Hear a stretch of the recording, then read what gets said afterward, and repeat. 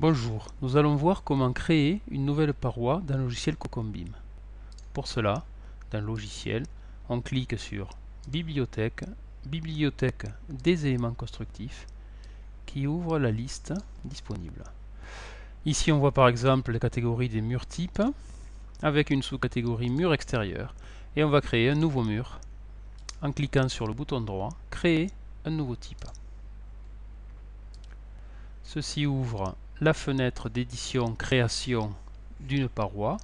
Et pour commencer, on peut s'inspirer de quelque chose qui existe, par exemple une copie d'un plan ou une photo. On voit là qu'on peut aller dans Illustration, ajouter une illustration, et on va aller chercher sur le bureau un exemple de ce que nous avons à réaliser. On voit la paroi qui est indiquée ici, donc avec un mur ancien, une isolation par l'extérieur en laine de chanvre, des montants et des lithos, un bardage. Pour composer cette paroi, on va cliquer sur Composition et aller chercher des matériaux dans la bibliothèque des matériaux accessible avec le bouton qui est en bas de la fenêtre. Ceci nous ouvre la bibliothèque des matériaux dans laquelle nous allons pouvoir aller chercher ce dont nous avons besoin. Alors si on part par exemple de l'intérieur, on va avoir besoin de plâtre. En cliquant plâtre, on obtient une simplification de la liste des matériaux disponibles. Et on peut voir ici par exemple que nous avons des revêtements à base d'enduit de plâtre. On prend le premier qui est un plâtre courant générique. Ensuite on a besoin de blocs de parpaing de ciment. En tapant bloc, on va trouver rapidement dans béton le mur en parpaing. On fait glisser sur le précédent pour le faire passer dessus. Ensuite on a besoin d'un enduit minéral. Eh bien on va taper minéral et on devrait trouver dans les façades des revêtements. Voilà, ici un mortier d'enduit minéral. Le mur ancien est composé. Il nous faut maintenant de la laine de chanvre. On va pouvoir taper chanvre et on va voir qu'il y a plusieurs isolants à base de chanvre. On en voit un ici, on en voit d'autres plus loin, etc. Ici, ce qui va bien, par exemple, c'est une laine de chanvre Biofibre Duo et on va mettre deux couches parce qu'on a vu dans le croquis qu'il y en avait deux couches. Ensuite, il y a un panneau pare-pluie de marque AGEPAN, donc on va carrément entrer le nom du produit, puisqu'on le connaît, et on va aller faire glisser dessus le panneau. Il y a ensuite un bardage en bois, et en cliquant sur bardage, on va trouver dans le bois massif, par exemple, du bardage bois non traité. Alors, à cette étape-là, on a fait une partie du travail. Donc on a rentré le bardage, on va rentrer les quantités, 1 m² de bardage, un panneau AGEPAN qui fait 16 mm, une couche d'isolation, la première fait 50 mm, la seconde fait 100 mm, un mortier de minéral qui doit faire une dizaine de millimètres, un bloc de parpaing de 200 mm et un enduit intérieur en plâtre qui fait 10 mm. On voit là qu'on a rentré une partie de la composition de la paroi, et si on revient sur son illustration, on voit qu'il manque notamment les montants qui permettent de fixer l'isolation, ici, les contre-lithos et les lithos de la partie ventilée. Donc on va revenir dans composition et on va les rajouter. On va cliquer à nouveau sur matériaux et cette fois-ci on va rentrer du bois sous forme de bois débité. Donc en tapant débit on va plus vite à l'endroit recherché et on va y rentrer du bois massif. A priori ici il s'agit d'un bois de sciage qui est peut-être raboté. On va considérer qu'il est raboté. Donc on va l'entrer et le faire glisser au niveau de la couche qui nous intéresse, juste au-dessous de celle-ci. Donc ici par exemple, pour mettre les montants dans la première couche, on va le glisser à cet endroit-là. Pour rentrer les contrelates, on va le cliquer sur, on va le laisser glisser sur la seconde. Et puis nous aurons besoin pour les lithos extérieurs de bois, mais a priori non raboté. Donc on va prendre du bois de sciage et on va l'introduire juste au-dessus du panneau de fibre de bois. On referme et on va pouvoir indiquer ici que par exemple, les lithos sont composés avec du bois qui est scié. On va considérer, en prenant les chutes, qu'il y en a à peu près 3 mètres linéaires par mètre carré, fois 40 par 40 mm. On va ici, pour la partie qui était les petites lattes horizontales, considérer aussi qu'il y en a 3 mètres par 50 par 50, puisque l'isolant faisait 50 mm. Et le troisième, démontant par 100 par 50 ou 45, ce qui est plus standard.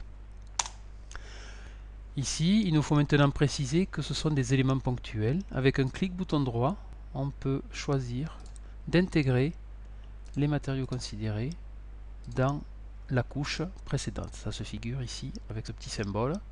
On voit ici on doit aussi faire la même chose pour le bois de sciage frais qui représente les lithos, mais il nous manque la lame d'air. On va en profiter pour mettre la lame d'air. On peut le chercher avec R ou avec lame, qui permet d'aller plus vite aussi. Dans les matières et matériaux bruts, on va trouver de l'air et on va faire attention de prendre une lame d'air ventilée que l'on va glisser. Je vais volontairement la glisser au mauvais endroit. Voilà. Donc cette lame d'air, elle est ici. On peut trop donner son épaisseur, elle fait 40 mm. Mais on voit qu'elle n'est pas au bon endroit. Et donc pour faire glisser, la déplacer, on la prend et on la fait légèrement monter. Cette fois-ci, elle est bien entre le bardage et la GEPAN. Et on va indiquer que ces lithos sont ponctuels et on va les intégrer dans la couche d'air. Donc cette fois-ci, on a quelque chose qui ressemble d'assez près à la paroi que nous avons voulu faire.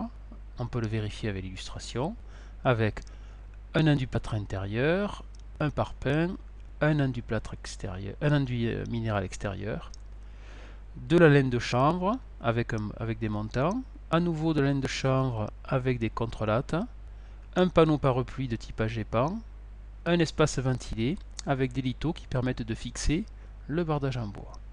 Alors ce qui nous manque pour être complet, c'est d'indiquer les parties qui sont réhabilitées. On a vu ici que cette partie-là est ancienne. On le voit dans le commentaire qui est un peu plus bas dans la figure. On peut dézoomer d'ailleurs, zoomer avec la souris pour se déplacer dans la figure qui est affichée ici. Et donc, dans Composition, au niveau des lignes du matériau ancien, mortier d'enduit minéral, mur en maçonnerie, bloc en béton, on va pouvoir indiquer que ce sont des matériaux anciens. Ça va avoir un impact sur leur analyse en cycle de vie. On va d'ailleurs jeter d'abord un coup d'œil sur l'analyse en cycle de vie de la paroi qui va être constituée en cliquant sur ACV. Et on voit donc ici les impacts environnementaux pour l'indicateur gaz à effet de serre, et en descendant, on le voit ici pour d'autres indicateurs. Si l'on revient à la composition, on va voir qu'en indiquant que ces matériaux sont anciens, leur impact environnemental va se réduire. Donc on va dans Composition et on va donner leur année de construction. Par exemple, ici, 1950 pour ces 3 couches.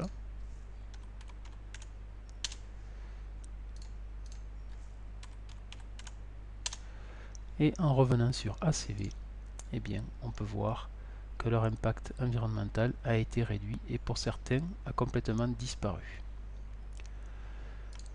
Alors lorsqu'on revient dans cette paroi, il nous manque à lui donner un titre.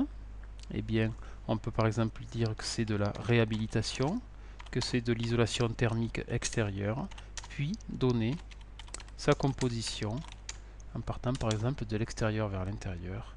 Donc il y a un bardage bois, il y a de la laine de chambre.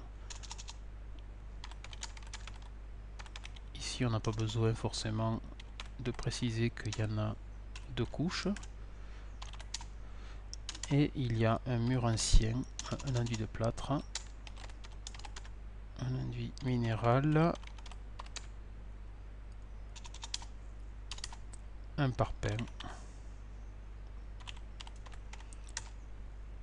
et un enduit de plâtre côté intérieur. Si on veut être plus précis, on peut aussi indiquer ici au niveau de chaque couche, ajouter des commentaires, par exemple ici, litho pour les bois qui sont dans le bardage. Ici on peut mettre par exemple ce sont des contrelates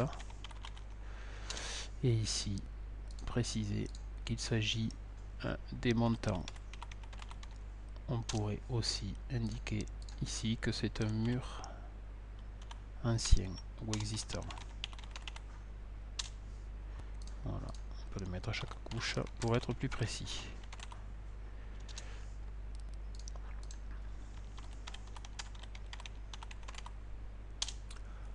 On peut de la même manière, au niveau de l'illustration, ajouter un commentaire et par exemple ici, indiquer que c'est un extrait de l'isolation écologique de Jean-Pierre Oliva et Samuel Courget.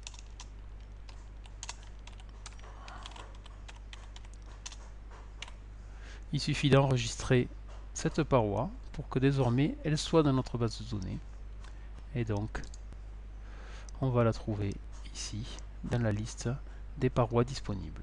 Elle pourra donc être utilisée ensuite pour composer notre bâtiment, ce que nous verrons dans une autre des présentations consacrées à Cocombeam. A bientôt.